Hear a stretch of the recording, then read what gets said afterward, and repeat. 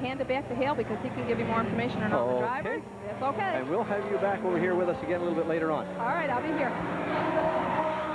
Cindy Lorenz, the public relations person for the Can-Am TQ Midget Racing Club. Hal, welcome back. Thanks, Art. I had to do some arranging for this first heat. We had some small changes. The 39 car, John Shirtliff, had front end problems, and he wanted to go into the third heat. And so he and the 40 car were trading positions, and I had to redo the lineup on that. So now we're going to put you to work. Okay. You've got the lineup of the field for this first heat, and we're going to get you to run down them for us and let us know who's here and what they're doing and where they're from and whatever other little bits of information you can throw at us. Well, let's see. On the pole is going to be the 79 car of Dick Mahoney. Dick comes out of Newcastle. And outside of him will be the 33 car of Dick Watkins. Dick, of course, is from Grand Island, New York, one of the original founding members of the Can-Am Midgets, and his car is powered by a Honda.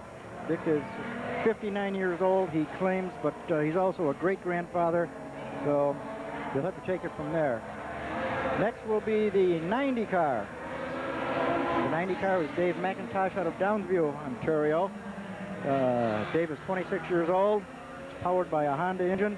The car is owned by his father, Hazen McIntosh, and it's sponsored by Collision World and Max Welding. And Dave's won a feature win already with us this year up at Sunset Speedway earlier in the season. On the outside row there should be 32X. No, it's 32 car Steve Koza out of Etobicoke, Ontario. Steve is 36 years old. His car is powered by a Honda and sponsored by Gene's Garage out of downtown Toronto, Ontario. He's a former Players Challenge Series driver and got to start with go-karts. Got the 3 car next.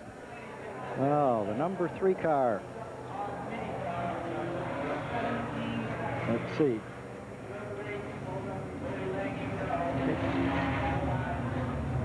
Pull the quickie on old 3. The old 3. Now, the old 3 is Daytona Don Biederman. And I'm sure any race fan throughout the province has heard the name Don Biederman. Don has run every kind of race car that ever had wheels on it. Don has been throughout the North American continent. He has raced on practically every track that you have ever heard of. And he's with us tonight. He has another race up in Nova Scotia on Friday night. Stopped to see his friends in the Can-Am Midget. There happened to be an extra ride available. And all they do is ask Don, do you want to take a ride in one of these little race cars? And his answer was, if it has a go pedal, I want to drive it. So he's out there now. It looks like we're ready for the green flag. Senator Rick Sight waves the green, and Dick Watkins powers on the outside. High in turn 2 coming up, but Mahoney stabs it down the backstretch. We have 2 good grooves here. Mahoney running up in front clearly takes the lead of Watkins. Watkins isn't hanging off. He's going to stay right in the outside groove. But the 90. What kind of speeds are they going to be turning on this track? Oh, right about now we're turning about 13.1, 13.2. That's equivalent to about 95, 98 miles an hour. And we were talking to a few of the fellows down there in the pits earlier when you were doing some of your business. They were telling me they figured by the end of the evening there, when they had everything heated up and ready to run, that they're looking at possibly hitting these things as high as the mid to high 12. Okay, Art, you put your watch on that number 36 car. That's Norm Eberschlag. Okay, we'll catch him as he goes just past. rocketed into the lead. It's the halfway point, so it's taken him 4 laps to go from one of his last place starting spots into the lead. And you can see that he's just pulling away from the rest of the field. A dominant car. 13-2. He's won 3 midget events already this year. Strong. One of the strongest competitors that we have. And Koza has just taken over the number 2 spot in his number new 32. That's a new car. It's going to be the second time it's been on a racetrack. And he too has pulled himself into a substantial lead. He's from Etobicoke, Ontario. So how is the break between the American and the Canadian drivers? Is there know, 50-50 or 60-40 or? I would say it's about 70-30. Majority of the races are held in Ontario, and naturally a lot of drivers from the area go with it. Uh-oh, it looks like the number 90 car has done a motor. Dave McIntosh from Downsview, Ontario, is it? No, it's a piece of the body rubbing on the wheel. It looks like a suspension part broke. Hopefully we can fix that and be ready for the feature. Get the crew out there with the torches in a hurry on that fellow, will they? Yes, yes. Touching on a little bit of a different aspect of the racing, like different types of racing that run in the circuits in different areas of the country, the big stockers and other kinds of racing. I noticed that going into the pit area before that you fellas pretty well have a package that, providing you arrive at an area that has a flat surface, you can set up and you've got just about everything that you need to put on a show. Well, we are fully equipped. We carry our own scales. We do our own teching. We have our own push trucks. We have all of our own equipment. When we come in, we have our own scores, our own officials. We're a fully loaded show. The only thing that the promoter has to provide is a racing surface. We do all the rest ourselves. An oval surface and a pit area. And well, any kind of area will work as a pit area. We've been in some areas that are nothing but stones and gravel, and then we've been into other areas that are the finest facilities that we've ever visited. It's just like going to Daytona or one of those. The first heat just finished. The second heat are on the track right now. They're coming around, lining them up. I believe they've got one more lap to go. There's one straggler down in the backstretch there. The starter has waved them off. They're going to go around. That's the 07 car of Gordy Shaw. Gordy's out of Toronto, Ontario, and fairly new at the Can-Am Club. He started last year when we were racing in downtown Toronto on every Sunday. And Gord came in and saw a couple of races at the CNE and decided that was his sport. Purchased the car, and he's always with us on the tour. Gordy's in trouble from the looks of it right now. Sure is. He's looking down. There's some kind of a problem, and they're going to have to push him in the pits, and he's going to have to work on that and get it straightened out. He's shaking his head. Now, does he get another crack at this now? Is he well, going to be there's a cancellation race. If you cannot qualify through the heat race, we're going to have a B feature. Out of that B feature, we'll take the top 5, and they'll go into the main A feature. But it's just one more chance. So he's got some time to work on his car now. And we're going to have the white flag. That means one more lap to go. So it looks like, looking the field over, the track is pretty clear. It looks like we're going to have a green flag next time around, Art. All right, just to wrap it up again a little bit as the format of the whole evening is concerned, we've got 3 qualification laps, and the top 5 cars in each one of those goes to the A feature. Correct. Then the remainder of them go in to the B, and the top 5 go in to make a 20-car field for the final. And here they go under the green flag, and we have Jimmy Shirtless coming off to a sizable lead. We'll put the clock on him as he comes across here, Hal, and see what kind of times he's going to ring out there for us. And he's being chased by Robbie Maddox. And Robbie's out of Mississauga, Ontario. Again, another newcomer to the Can-Am ranks.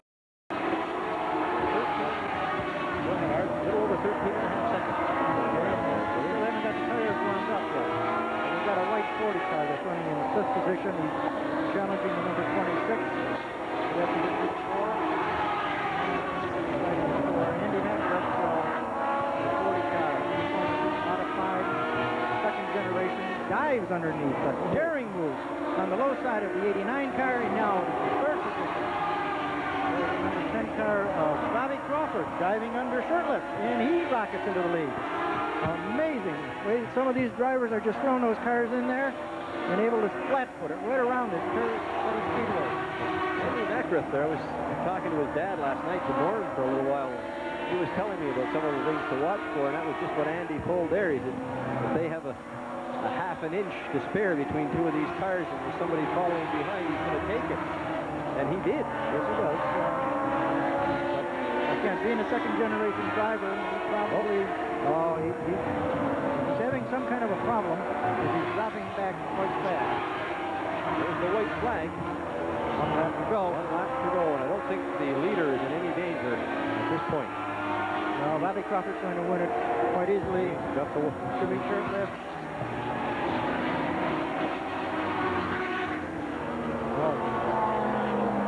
So there's our top 5 in the B, or the number 2 qualifying heat. Correct. So there's 10 out of the 20 already settled for the final. Some of the other interesting things that people who are looking at this for the first time, watching it on TV at home, what are some of the specs for these cars? Well, it's kind of deceptive when you're looking at it on TV, is trying to figure out how big they are, but it's kind of interesting to find out what kind, say, the length and the width and the weight of one of these cars. What are we looking at as far as what you... Well, the minimum weight is 650 pounds, and they are powered mainly by motorcycle engines today. As I said before, when we first started 25 years ago, it was the mini stock type engine, the Renault's 4-cylinder regular automotive. And then they graduated to outboard motors, and the Bearcat engine was a hot setup for the 70s and maybe the early 80s, at which time motorcycles became the predominant power plant. The Japanese motorcycles are just phenomenal. There's a multi-valve or 5-valve Suzuki that everybody's going to because of the tremendous power that is generated. In fact, they're so strong, they've had to put restrictions on them in that they have to run gas, they have to run carburetors, they have to run a transmission. They're limited to 750 cc's, where the others, the regular old type, if you will, old type motorcycle engines, they can run up to 850 cc. They can be fuel injected. They usually run methanol rather than gasoline to make up the difference in them. But the minimum weight is 650 pounds for a Can-Am TQ. Now, there is another organization called the American 3/4 Midget, and they race out of New York City or greater along the Atlantic seaboard, and they have a weight minimum of 600 pounds. So when we have a joint meet, we have to give a little on the rules, but they too have developed quite an engine plan. They don't use motorcycle engines to the extent that the Can-Am people do, but that's because they're not allowed to go as big and as strong as. So we are a little bit heavier, but we also have a little stronger motor. Got another question for you. I've been watching them coming out of the pit area. Some of those cars come out, sit on the side over there, they're firing up and they're leaving on their own, and some of them have to be pushed. Is this a characteristic of the different types of cars, or? No, that's the different types of engines. Again, the multi-valve engines have transmissions, they have starter motors, they have carburetors. Those are the ones that can start themselves and take off as a normal car would. The other ones, the 850, do not carry a transmission. They have an in and out box. Either in gear or it's out. That lessens the amount of horsepower that's lost. So the cars that have to be pushed off would carry the older style engines. Those that have a transmission, a starter, and can motor out by themselves, they have the new multi-valve motorcycle engine. So there is a difference in that. So that's a quick way of picking them up as they come out of the pit area too, the ones that are self-start and the ones that are push-start. Correct. That would indicate what kind of engine or power plant that they're using under there. And again, it shows the professionalism of this circuit. I have to compliment you people on just the way they come into the area here with your own safety vehicles, your own push trucks and the vans and the scales and everything, all properly painted and identified. And it is definitely a professional circuit. There's no doubt about it. Thank you, Art. You fellas must put an awful lot of work into it, not only on race weekends. It's something you do day after day. If you're not racing, you're fixing them or making them a little bit better, or doing some kind of work that's going to improve the breed itself. I see Kenny Lorenz, Cindy's husband, is back out there. He had a big motor problem earlier tonight in the warm-ups, and I'm not sure, but I think he had to change engines. Did Kenny change his engine? Did Kenny change his engine tonight? Yeah. He has a brand new motor in that car 74, and that was put in 2 hours. That means, again, that shows the camaraderie and the people that can work together, and everybody's helping everybody else out. That's what Cindy was just saying before about the tight-knit little family, and it's amazing that a lot of the times you hear people that don't know that much about racing circuits, and you hear a lot of bad comments and cheap shots about, you know, they say, oh, well, geez, they're a bunch of rowdy individuals, but by geez, I have never, I don't think, run into a group. You're going to get 1 or 2 orangutans in every crew, but as a majority, most of the racing people I've met are usually family groups, and they're usually in it as a group and as a family and have a good time together. Yes, there's the white flag. Starter Sykes is indicating 1 more lap to go. The track looks pretty clean. The boys are lined up as they should be. And on the pole car is Paul Husby. Paul's out of Holland Landing, Ontario. He's 40 years old, and he's powered by a Suzuki. And he owns the car. In fact, his first checkered flag came 2 weeks ago at Berry Speedway when Paul picked up a heat win. And needless to say, he was proud as punch that night. I would imagine, and here they come. What a noise when they all come around that corner all together, and they've got the green flag. Hal, and they're off and racing. 31, Wayne Turnbull jumps out to an early lead, followed by Dave McKnight Jr. Kenny Lorenz going high, 3 abreast on the high side, and Kenny takes over the 3rd spot. What a daring move, what a move. Charlie DeRosa in the 4-car trying to do the same, unable to follow him. Here's a race for the right out in the front now. The 3 cars coming into that corner, any one of them having a shot at it. Dave McKnight trying the low side. Wayne Turnbull gave him just enough room to slide under there, and Dave rockets into the lead. Let's see if Wayne can return the favor this time around. No, I'm afraid he doesn't have that car handling quite the way it should be. That's the 31 car. 65 cars, parking quite a bit. D2 is having... Oh, he's got a wheel in the front that looks like, from here, Hal, you can see that front wheel on the left-hand side. Here he goes. Flag him. Oh, shoot. He just went over the side. Off over the top.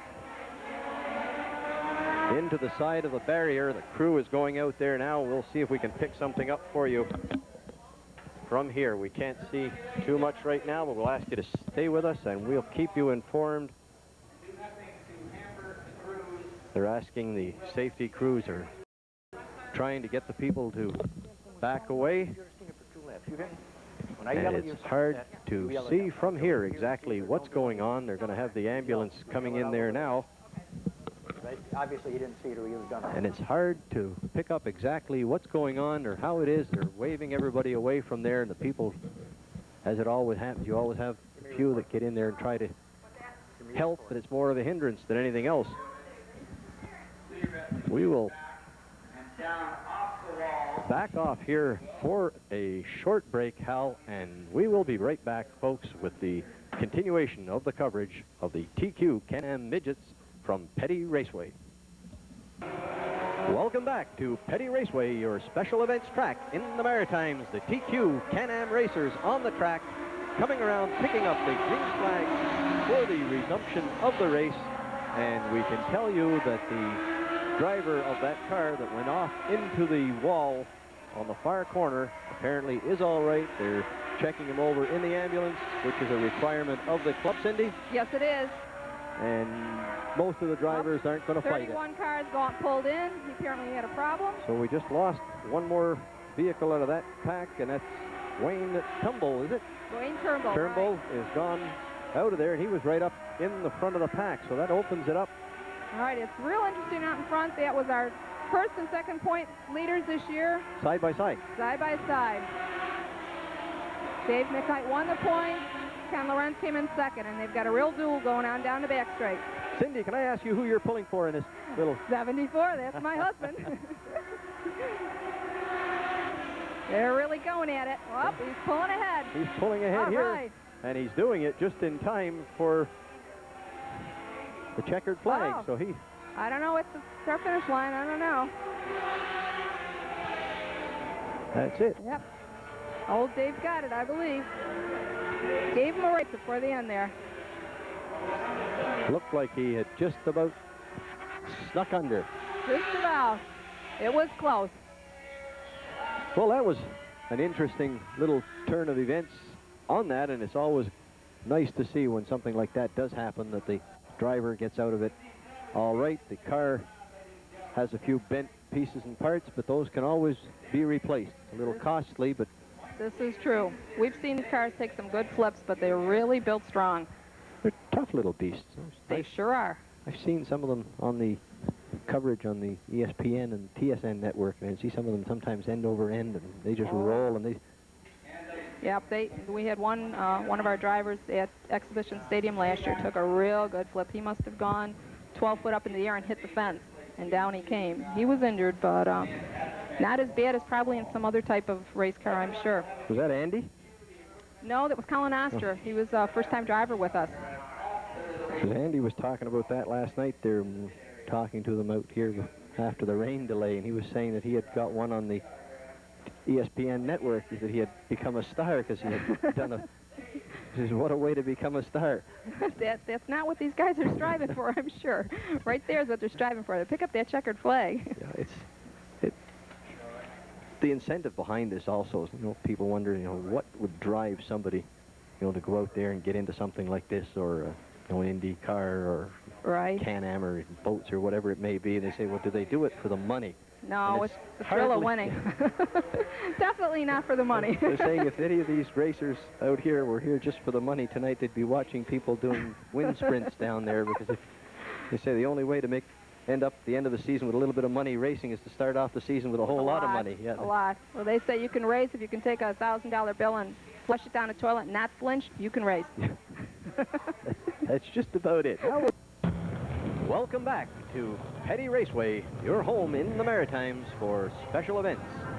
And as we mentioned earlier in the program, and we keep reminding you, if there's an event that's in the Maritime and the Moncton area, if it's worth bringing to you, Cable 5 will be there, and we'll bring it to you on the air. And here we are, Art Hacking here, your host, along with Hal Lawrence from Buffalo, New York. Art, starter Rick Sykes is waving the white flag. That means one more time around, and we're going to go green. On the pole is the 32X of Jody Johnstone. Jody had quite a close finish in the heat. He almost nipped Danny May. However, it wasn't quite enough, so Jody got to run the consolation Class B here, or B feature. And those red stripes trailing off the roll cage indicates that he's a rookie. And this is his first evening in a Can-Am Midget car. As he takes the lead. Okay. He's dropped low and let that 23 car go right around him. He's not really acting that much like a rookie. He doesn't look like he's new to it anyway. He's hanging right in there with the pack, Al. Well, a former go-karter, and that's where a lot of these boys cut their early teeth in auto racing. So what he's got to do here is stay in the top 5 to make it into the A main. That's correct. As Wayne Turnbull drives underneath him, take over to the third place. But he's coming right back. He's coming right back. Going to take it away from him again. Well, he might be new to it, but he knows what he wants, and he's going to stand in there and fight for it. Hey, we got a race and a half. Dave McIntosh is diving low, going for the lead. He's got it as he's powering through turn 1 off of turn 2 and down the backstretch. Strong number 90 car. 2 laps to go. Starter Rick Sykes. No, he's waving a halfway point. I'm sorry. That's the halfway. Here we go. He's pulling away in third place. He's going to hang on to that spot.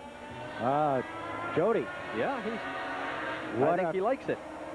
What a night out. His first time with the Can-Am Midgets, and he's going to qualify for the A main. Sure looks like it right now, Hal, because he's not backing off, and he's not giving them any opportunity to catch up to him. All right, Paul Busty's right behind him, sparking away there. He comes up a little bit, but then seems to lose him on the straightaways. That 32 car seems to have a little bit more acceleration on the straightaways when he comes out of those corners. And I think he's handling a little bit better through the corners, which affords him the ability to accelerate much sooner. Both the 60 car and the 30 car, as you see, are sparking quite a bit. They're not handling quite right. The chassis is not set up quite right to be able to flat-foot it right around this track. Very smooth running car, too. Watching the flames coming out of the... And there's the 30 car. There's the checkered flag. There it Number is. 90, Dave McIntosh, takes the win. 1, 2, 3, 4, and that's it. So the 32 is going to make it into the A main, along with the 60 car. Paul Busby, and the 30 car of Wayne Turnbull. And the 30. So that's our field for the A main. And just a comment on here, Hal, about that number 31 car, that flame coming out of there. Oh, that's just a rich mixture on his methanol.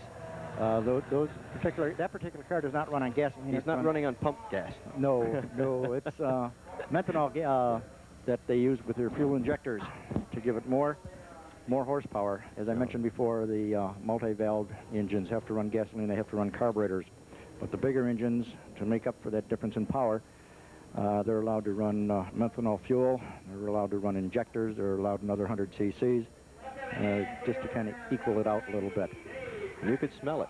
Oh, yes. Oh, earlier on in the evening, before we came on the air, we were down in the pit area with you. They're walking by, and you could hear the rush of them going by, and then on the side where you were downwind from them, you could get the whiff of that methanol. It's a little bit different smell. That'll get you a little jag. We're giving it a little special event right here. We're going to have a trophy dash. We've taken some of the fastest cars out of the heat races, and we're going to run a 5-lap mad dash for cash. And this is going to be put it to the floor and don't lift. Whoever gets to the finish line after 5 laps is going to win the trophy and the dollars, etc. That sounds like a fair little package. Okay, on the pole there, we're looking at Norm Eberschlag. Norm, of course, from Newmarket, Ontario, with a 100-powered car. On the outside is a 06 of Dave McKnight. On the inside, it's Steve Koza. On the outside, Mahoney. And here they come for the green starter, which waves it. And we're off for one heck of a race. Dave McKnight trying the outside, can't quite do it. 36 cars, strong, extremely strong. 4 feature wins already this year, and looks like he's going to be gunning for another one tonight. This is just a warm-up session for the boys. It's the final dialing in. Is it a gear change? Is it a tire change? Whoa, look at Dave McKnight driving right underneath there. But I'm sure the 36 cars are going to let him get away with it. Oh, there's some sparking going on. Perhaps they did some changing in the suspension of the cars, trying something a little different, and going to find out that it's not the way to go for the feature event. Again, this is the opportunity to fine-tune these cars for the big A main. 2 laps to go. Those two out in front are really putting on a race for the people here. Well, they're first and second in points, and they're the fastest club's cars right now. Eberschlag. That could be the reason. Well, I think it's obvious how strong these two... Oh, almost touching wheel to wheel. Coming down for the checkered flag, it's Dave McKnight. What a race. What a race, Art. And this is only the warm-up, the preview of the A feature. Norm Eberschlag.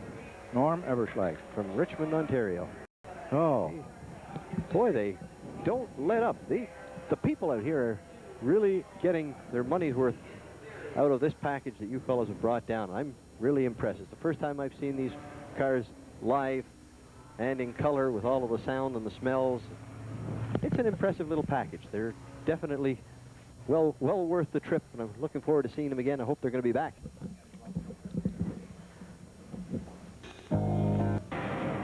Welcome back to Petty Raceway, the home of the special events in the Maritimes.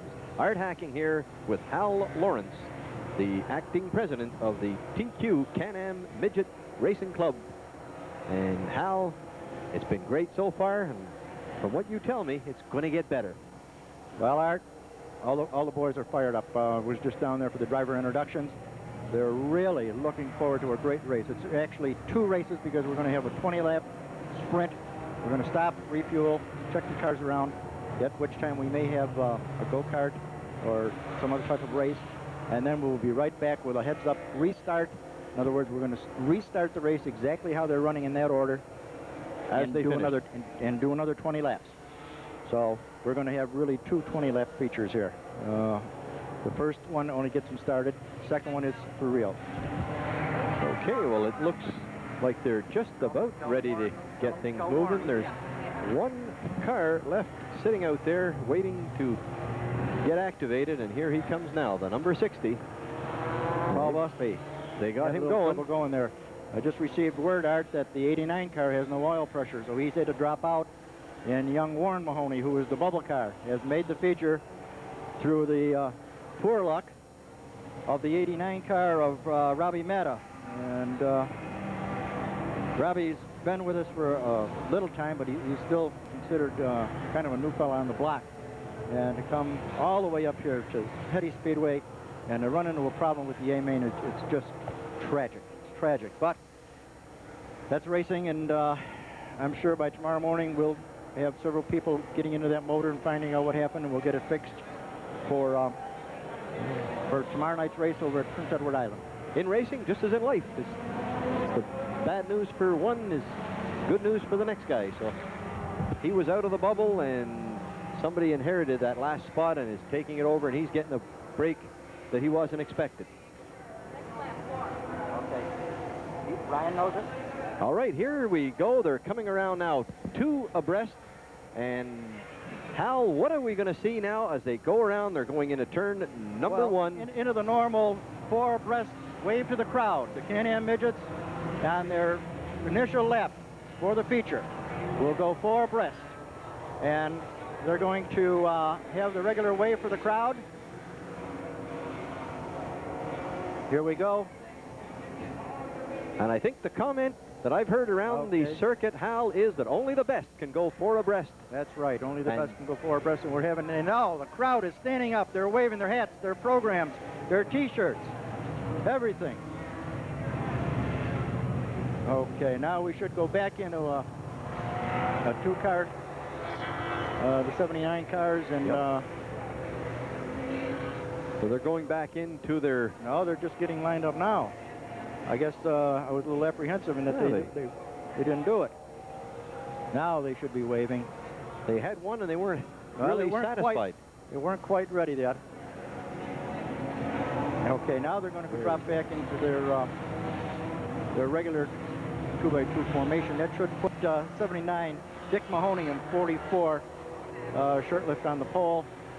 There they go. There they are, the lead 2 cars.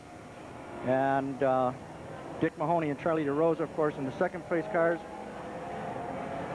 And we've got Steve Koza and Jim Johnstone behind them.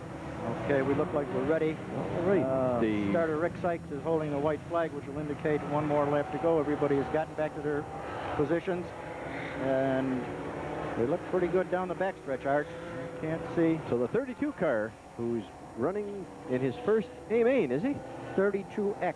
That's Jody Johnston. That's Jody Johnston. Jody Johnston. And starter Rick Sykes says, no, 2 laps to go. He's not happy yet the way they're lined up. Perhaps we've got someone that's not quite right yet. He has quite a responsibility up there, though. People wonder, they just see him up there waving flags and they think he's up there for a good time. He pretty well has to control the pack. If he's not happy with what he sees, nothing happens. He is in control. He is the only voice out there. Even I don't tell him what to do. He's in control of those 20 cars, those 20 drivers, and everything that happens on that racetrack is under his domain. And when he's ready, when he's satisfied that everybody's in the order that they should be, and that the track is in safe condition, then and only then does the green flag fall. And here we go. Okay, he's holding the green. He's signaling to the 3rd turn. Everything looks good. Our 3rd turn man is going to signal to the lead cars. He's saying, yes, yes, yes, we're going to go. And here they come. Dick Mahoney and Jimmy Shirtlift pouring the coal through it. 20 cars diving into turn 1. Backstretch, turn 2. Oh, 74 car hit wheels. Got it under control. That was Kenny Lorenz in that new motor. Charlie DeRosa going to the 2nd place. Followed by Roger Ribberty in the 26. And way out in the front. Jimmy Shirtlift. Shirtlift picked up quite a lead, and he's trying to run away with the pack, but that number 26 car is starting to make a move on him coming out of there. And well, we've got 20 laps just to get straightened around, so all the boys are just kind of letting the tires get warmed up to the oil pressure to where it should be, and jockeying for position right now. This is the kind of racing where you're not really going to have to go right out. Flat from Watkins hit a wheel. He almost lost control. He's dropping way back. He lost a lot of positions, but he did gather it back in. Dick, 61 years old and still racing strong. Heck of a job driving that thing. He's got to be the senior citizen of the pack, isn't he? Yes, he is. Yes, he is. He's a great-grandfather. And he's still showing some of the youngsters how to get around the short way. Well, right now we're second. Oh, Liberty dives low, takes the lead from Shirtlift. And that 33 car, he did sustain some damage. He's doing an awful lot of sparking up there.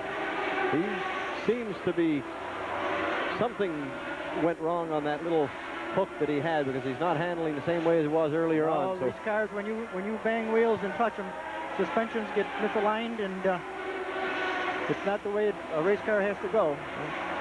That 26 car, though, is still maintaining a good lead. Now he's actually increasing it a little bit each lap from the looks of it. Yes, Roger Liberty in the 26 car. He's opening up quite a lead over Jimmy Shirtlift in second place. Kenny Lorenz is in third. Dave McKnight Jr. is running fourth. And we're starting to get into some lap traffic. Now is when the fun starts. Our pole leader, Dick Mahoney, slowing down on the backstretch. Obviously running into a problem, and he's being lapped. Kenny Lorenz has moved up to second place, has Shirtlift, and he too is in the hunt now as the halfway signal by starter Rick Sykes comes out. It's 10 laps down the tube and 10 laps to go. Well, so far, we have Roger Liberty, Kenny Lorenz, and Dave McKnight diving in low under Shirtlift to take over the third place. And there's that 26 car from Whitby, Ontario. Roger Liberty, he's just Roger's lapping Paul's tour. He's lapping Dick Watkins, he's lapping Paul Husby. Dick's doing quite a bit of sparking yet, but he seems to have that car under control. Obviously, there was some damage when they banged wheels back there. This is one of the places how a driver with a little bit of experience now, as the field spreads out, can use that lap traffic to his advantage. Absolutely. Those who read lap traffic are the ones that get through there the fastest. And oftentimes you'll find that a driver will be watching the races. And what he's doing is he's clocking his competitors to see how do they drive. Are they high on the track? Are they low on the track? Do they dip down? You know, what are your unique points about each driver? Consequently, they'll learn how to deal with them in lap traffic, how to deal with the slower cars, how to deal with a fast car that you're racing with. All right, let's see if we can pick up a difference in position between the first and the second place car as they come around to the start-finish line on this lap. So let's pick up the 26 car as he comes by, and in second place is 74.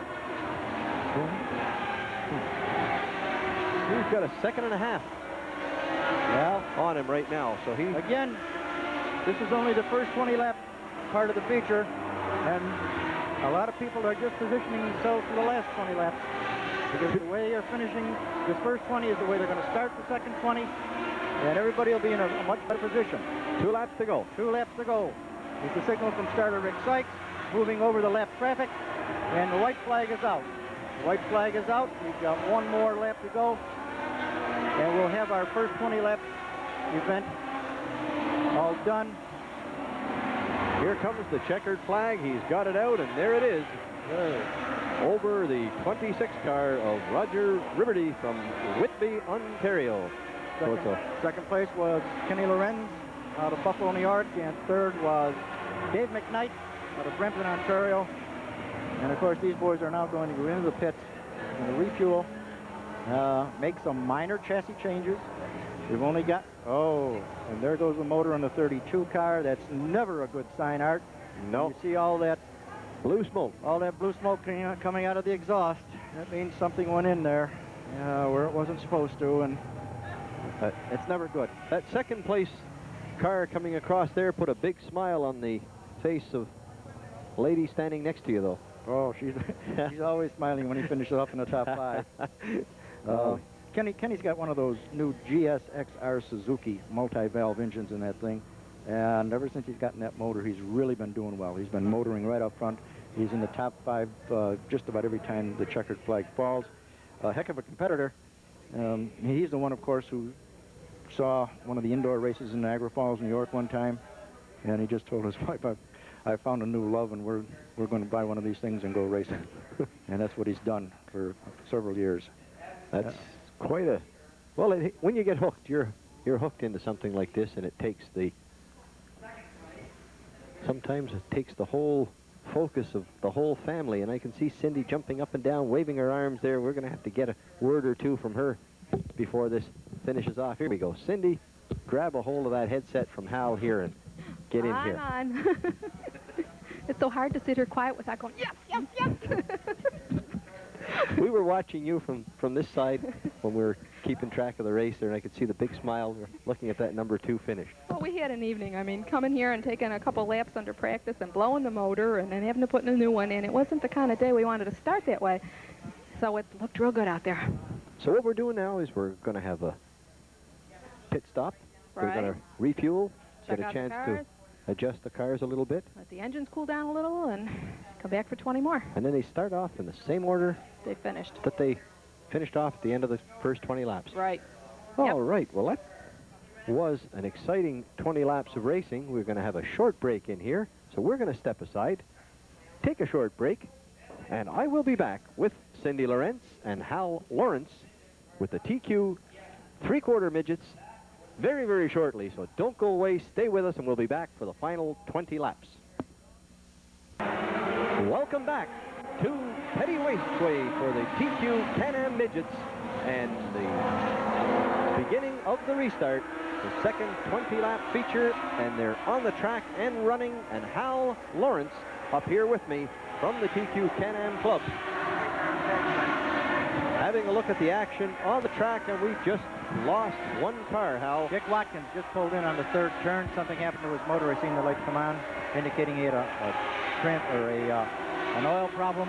He just dropped it to the inside and pulled her in right out of harm's way. So that's Watkins down, and look at that number 26 car, Roger Riverty from... Oh, Rogers opened up a tremendous lead, but Kenny Lorenz had a bad start.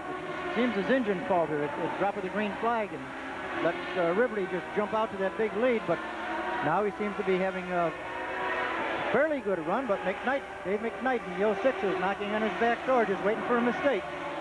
McKnight's trying the high road, the low road. He's just waiting for the open opportunity to get by that 74 car of Kenny Lorenz in second place. And of course, we have a lot of racing going on. 5th, 6th, 7th. There's 3 cars abreast. Well, we've got a little bit of a gap there between the 1 and the 2 and 3. The 2 and 3, there's a real battle going on for that 2nd and 3rd spot, and then back in the pack, there's 2 or 3 other little groups going at it. Oh, yeah. That second place, that's a barn burner because Dave McKnight is on the low side right now. He's pulling alongside Kenny Lorenz. He's got the inside, and he's going to take away second place. Going to take him, yes, sir. Kenny drops back to 3rd. Jim Johnstone's in 4th. And we're still getting a lot of sparks out of that. That's the 40 car back there who's giving us a little bit of a spark show, I believe, Andy was working on the suspension during that 20-lap lull. Yeah, he's coming around the back over there now, but that number 26 car is just lighting up this track here at Petty Raceway. Well, I just saw a shower of sparks come out of Liberty's bottom end there. Yeah, another little bit there going around that corner. And it looks like it's the halfway point right now. There it is.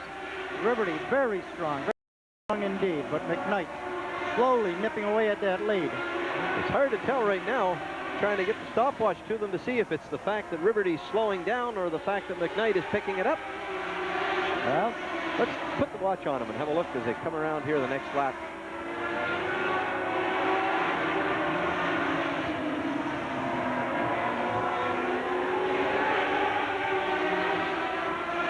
There they go for almost a full straightaway lead earlier on, and he's down now to about a 4-car lead. Well, of course, there's a big age difference in here, Art. Dave McKnight is only 30 years old.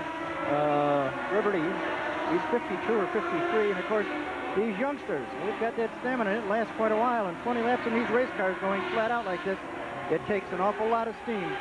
Yeah, one of these older fellows once told me that old age and treachery can beat youth and enthusiasm 9 times out of 10. Well, this might be the 10th time because Dave McKnight's working on the high side of the 26 car right now, and it looks like he's going to go to the lead. He's got his work cut out for him, though. Riverty's not going to let him take it away. Absolutely not. Riverty is one tough, wily veteran, diving low. What a move. Okay, here we come into the traffic now, Hal. We're going to see how this whole thing wraps up here. Now, here's where the smart driver is going to make his way through, but it looks like McKnight's already got himself enough of a lead. Oh, not quite. But Riverty dives to the low side, taking up lap traffic. Oh, what a move. 4 abreast. Oh, my heart is in my throat, Art. I can't help it. McKnight got the break there. We've got a yellow flag. It looks like the 32X of Jody Johnstone has a problem, and he just got that machine in off the track. But of course, it's still in a dangerous position, and we're going to have to remove it from there. So we're going to have a caution flag here, and that. How many laps? Laps to go. How many to go? That is going to bring the question up to whose advantage is that going to be with the yellow flag now? Is that going to be the advantage of McKnight, or is it going to be to the advantage of Riberty? Well, we're going to get that answer when the green flag drops as to who is got the instant pull off with the low torque. What about a lap count? We have about 2 or 3 laps to go. 3 to go. 2 or 3. I lost count when I got excited about the 32 car being stalled here in the front straightaway, and of course, we do have it down out of harm's way right now. Be it 2 or 3, it's a sprint at this point when that green flag comes down. Lap 16. 4 to go. I've just been informed, Art. It's 4 laps to go. 4 when the green comes down? 4 when the green comes down. 16 down, 4 to go. There seems to be a question of where does the number 4 car go. As soon as we can get that sorted out. They're coming around. They have Riberty sitting on the outside of the second row right now.